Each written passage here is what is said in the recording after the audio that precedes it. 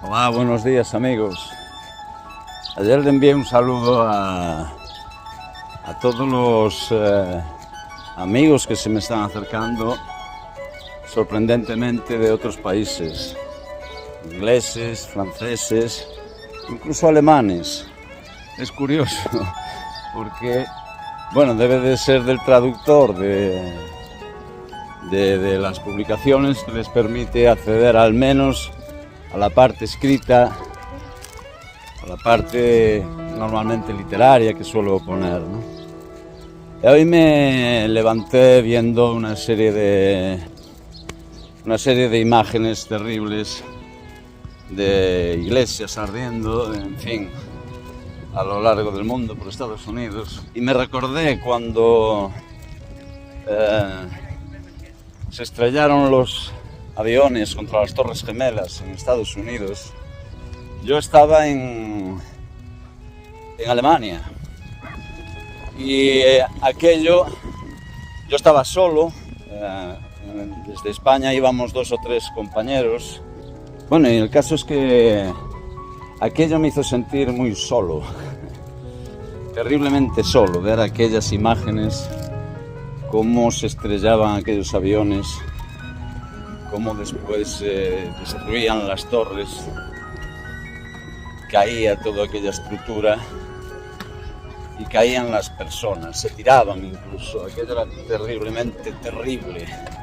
No hay palabras para describir aquello. Y yo sentí una enorme tristeza y soledad porque tenía aquí a mi familia. Yo estaba pues en Alemania, en aquella escuela de formación del IG Metall. Era un sindicato, el principal sindicato del metal de Alemania, ¿no? Bueno, ¿por qué digo esto? Y aquí me paro. Porque desgraciadamente esta es la historia. La historia sigue estando ahí. Las masacres, los grandes cambios, las grandes revoluciones, las guerras. Y todos son, en fin, vueltas y vueltas sobre la misma realidad del hombre. La ira, el odio, la codicia, el ánimo de dominar, todo eso junto. Y sobre todo si se da un carácter, en fin, estratégico, táctico, psicopático y de muchas otras raíces, todavía es peor. Pero bueno, a pesar de que me levanté con eso y con el recuerdo de muchas frases, ¿verdad? Martín Lutero llamaba a que ardan las sinagogas. Hitler llamaba también a que los judíos se quemasen. Pero la historia da vueltas.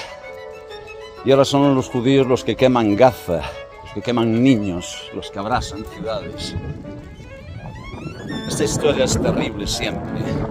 Me recuerda mucho a aquel personaje de la Revolución Francesa, Condorcet, cuando decía que llamaba a la revolución hasta que el último rey pendiese de las tripas del último cura, del último sacerdote.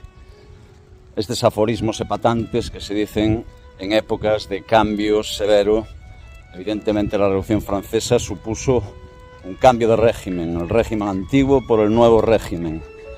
El trono y el altar desaparece en esa Francia de revolución que pone en marcha un racionalismo y borra del mapa esas 2 grandes instituciones.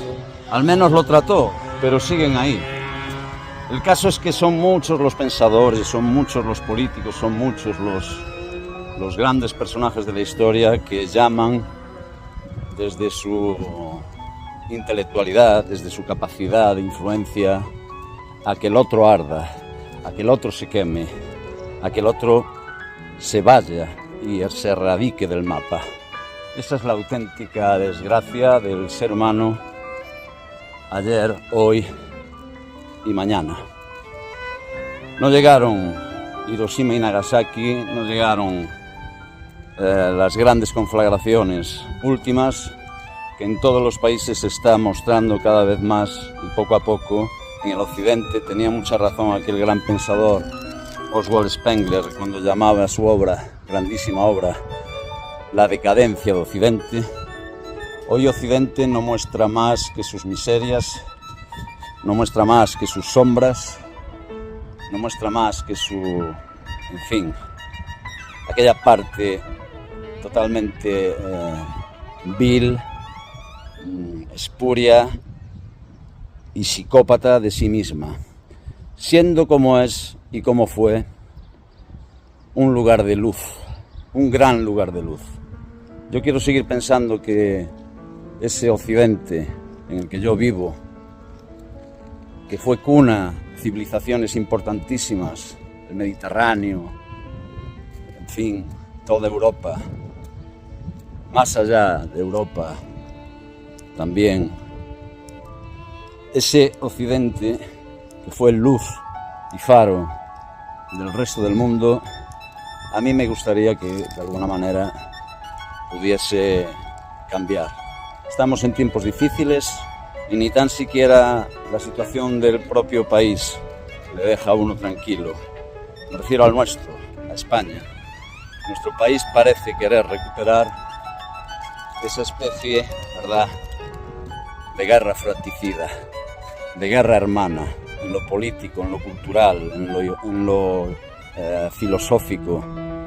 Bueno, si solo quedase ahí, si solo quedase en el intercambio y la lucha de unas ideas, pues bienvenidas sean, porque siempre hay desarrollo en esa dialéctica.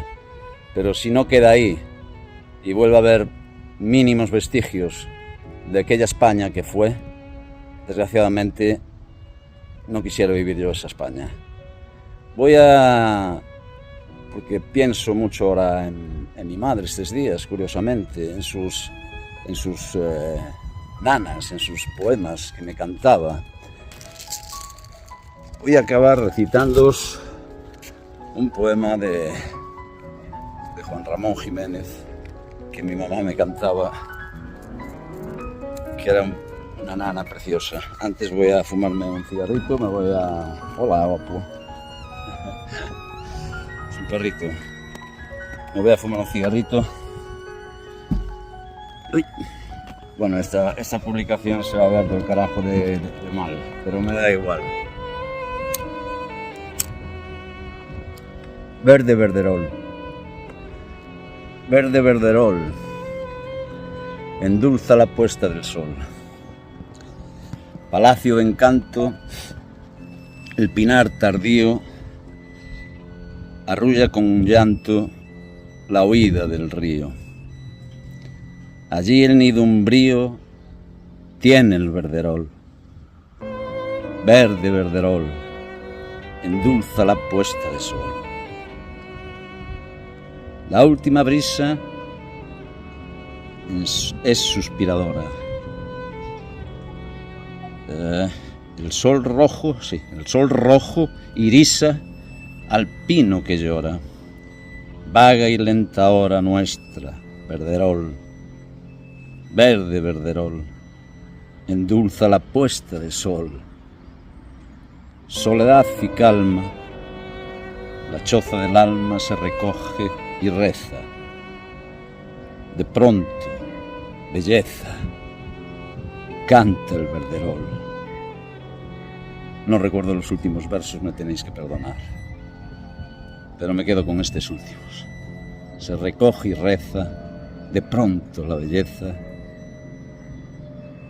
canta el verderol. Bueno, en fin, la poesía. La poesía, decía Heidegger, tenía un hermoso estudio sobre los grandes poetas, Hölderlin, George Trakl. A mí me influyeron enormemente. El propio Heidegger me influyó hasta que lo abandoné. Pero decía Heidegger que la poesía era, el lenguaje poético era la casa del ser. Bueno, a mí me parece que el ser, aunque este propio concepto sería muy discutible, tendrá que ser algo más que la poesía, sin dejar de ser importante la misma. Decía también don Juan Ramón Jiménez, nuestro grandísimo poeta, altísimo poeta y premio Nobel, esto es lo de menos, lo importante fue su poesía, llamaba a su poesía poesía pura, ese era el intento. Bueno, yo no creo ni en poesía pura, ni en esencias puras, ni en nada que se le parezca, porque si no habría que ver también la otra parte, la que acabamos de mencionar. Pero sí creo que la poesía, sí creo que el poema puede ser algo así como esta barra de pan que acabo de ir a comprar. Algo que comamos todos los días, que no sea estrictamente nosotros, ni simbolice realmente todo lo que es un ser humano, su riqueza, pero sí que simbolice aquello que necesitamos cada día. Aquí no hay diferencias. En este corrosco de pan, en este mendrugo de pan, simbolismos hay muchos, cada uno que coja el que quiera. Yo no los tengo. Yo ya he superado a todos los mesías, a todos los grandes, en fin, a todos los que han llamado a la humanidad a empresas importantes, bellas o terribles. Me influyeron, pero me quedo con el individuo sin ser un individualista, un narcisista, y creo que este pan sí lo comemos todos los seres humanos, nos iguala simbólicamente y en la mesa de cada día. Así que para mí la poesía, verde verderol, endulza la puesta del sol, es el pan que necesito cada día. Un abrazo y un saludo, amigos.